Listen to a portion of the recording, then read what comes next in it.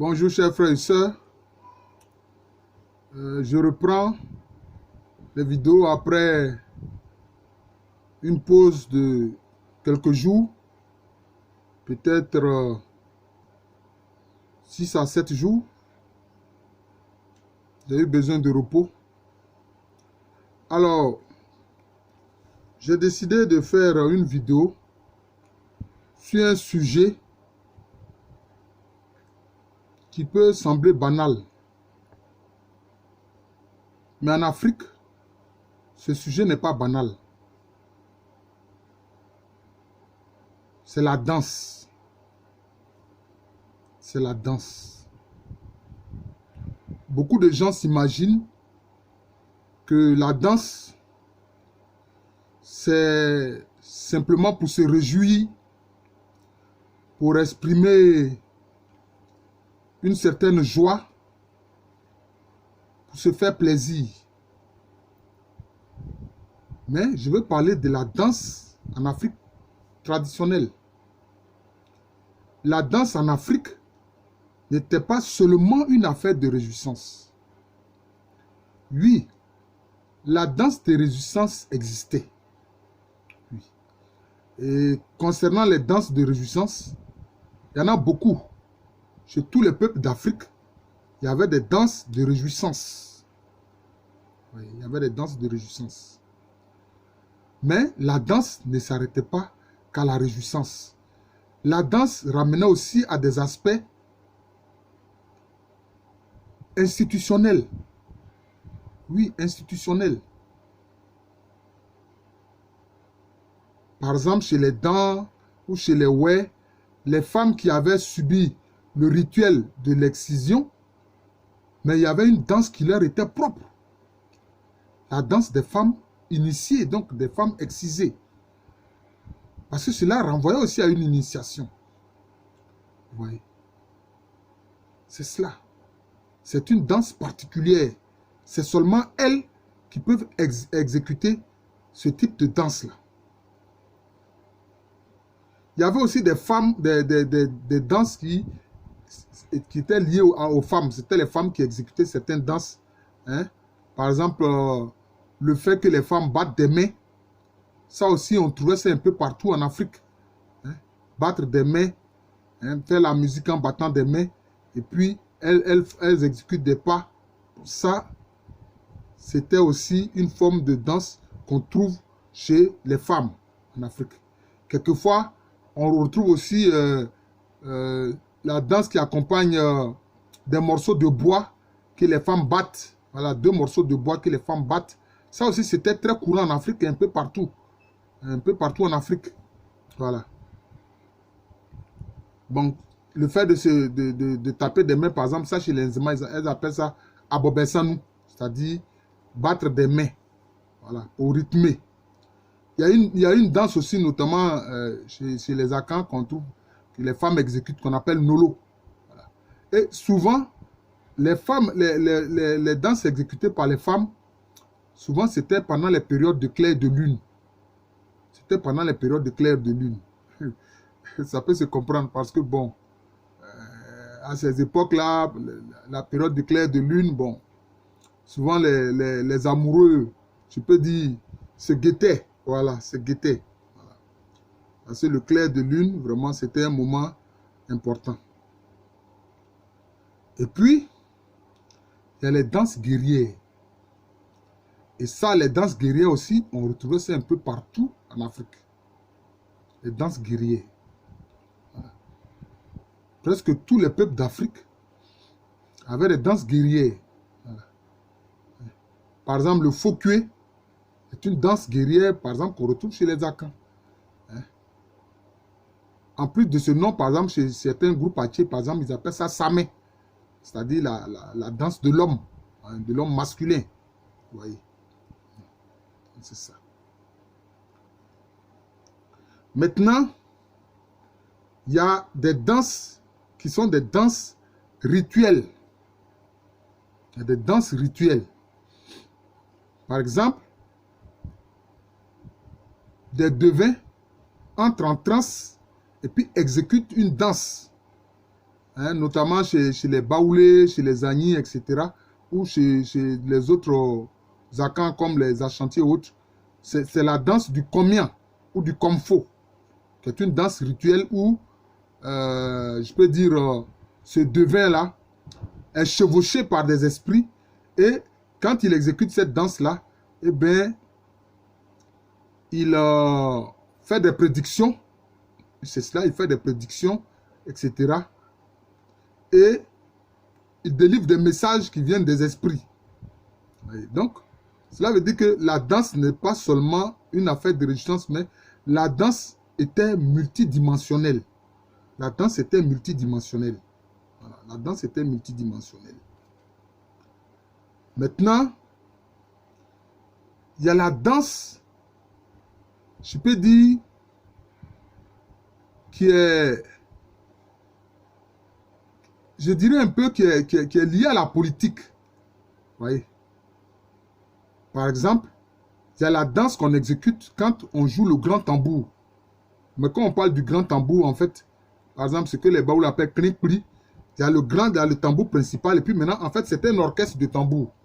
Voilà, le klinkpli, il y a le klinkpli lui-même principal, et puis maintenant, quand c'est l'orchestre de tambour, on appelle ça aussi klinkpli, hein, que les Ashanti et autres appellent phantom from. Mais, c'est pas n'importe qui peut venir s'amuser et à entrer dans la danse quand on exécute le klinkpli. Vous voyez? Ou quand on joue le phantom from, non. Ce sont des gens qui, je peux dire, ne sont pas, sont des nobles en fait. C'est ceux qu'on appelle les odichiers, les nobles. C'est ceux-là seulement qui viennent danser quand le grand tambour est exécuté. Vous voyez? Voilà. Vous voyez? Les descendants de captifs ne peuvent pas venir, hein, danser quand on joue l'orchestre de tambour, le klinkpli ou bien le phantom from. Ouais, donc la danse, hein, avait plusieurs aspects. Certains aspects de cette danse, par exemple, il y avait quelquefois, par exemple chez les Attiers, on le voit, celui qui est peut-être, qui est d'ascendance noble, que son père, disons, est d'ascendance noble, quand il danse, si sa mère n'est pas d'ascendance noble, ben, il va exhiber seulement sa main droite. Voilà. Sa main gauche va rester attachée, par exemple, à son dos. Vous voyez? Pour dire que c'est son père qui est d'ascendance noble. Si c'est sa mère qui est d'ascendance noble et que son père ne l'est pas, ben, il va exhiber, n'est-ce pas, la main gauche. Voilà. Pour dire que par sa mère, il est d'ascendance noble, etc. Donc, il y a cela. Donc, vous voyez que quelquefois, la danse en Afrique, je peux dire, on danse sa situation sociale. Voilà, on danse sa situation sociale.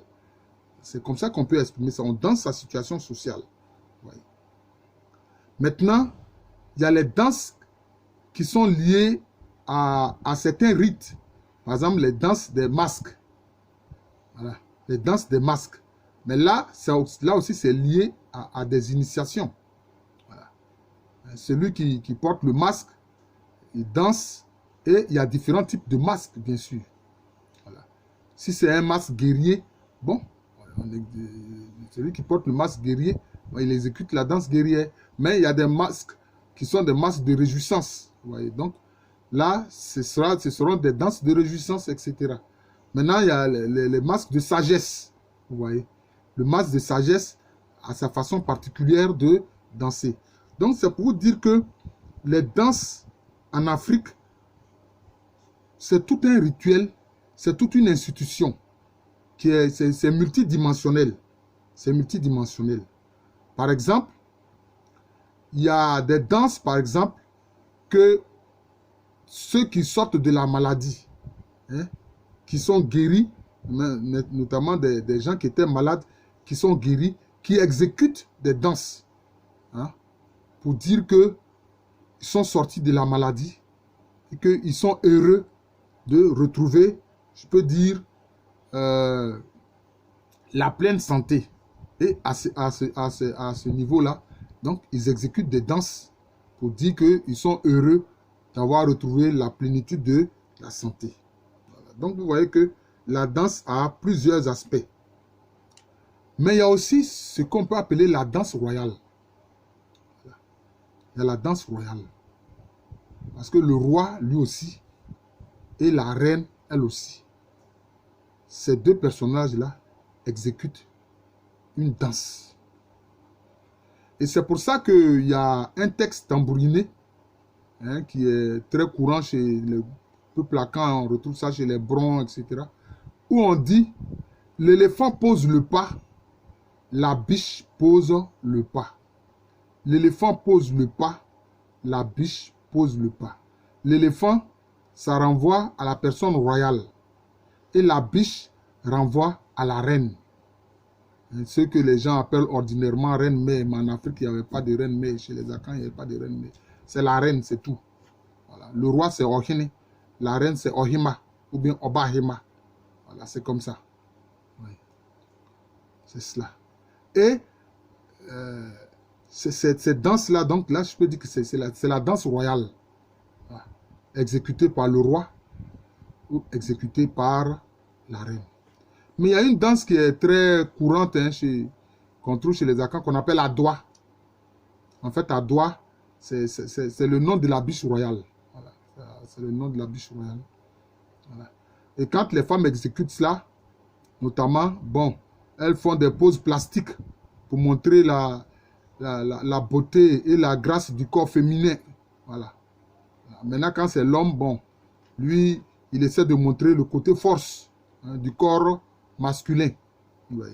Donc, c'est pour vous dire que, simplement à travers cette vidéo-là, que la danse en Afrique est multidimensionnelle.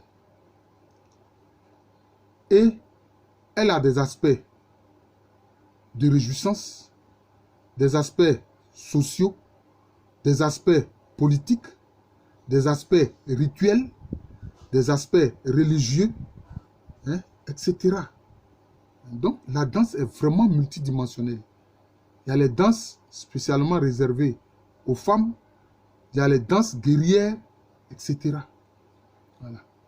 En tout cas, la panoplie est grande. J'ai essayé simplement, à travers cette vidéo-là, de montrer que, en tout cas, la danse en Afrique est multidimensionnelle. La danse en Afrique traditionnelle est multidimensionnelle et que c'est une véritable institution. Voilà. Ah oui, c'est une véritable institution. Chez les Abel lagunaires, par exemple, quand le grand tambour joue, mais on regarde ceux qui veulent aller exécuter les pas de danse du grand tambour. Attention. Oui. On fait attention.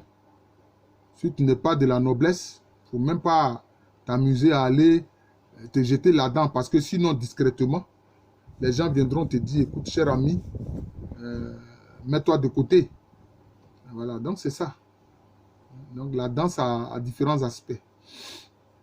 Je vous remercie. Je suis le professeur Alou Kwame René, professeur titulaire d'histoire à l'université Félix Houphouët-Boigny, université qui est à Abidjan. C'est en Côte d'Ivoire, un pays situé en Afrique de l'Ouest. Merci encore et bonne journée à tous.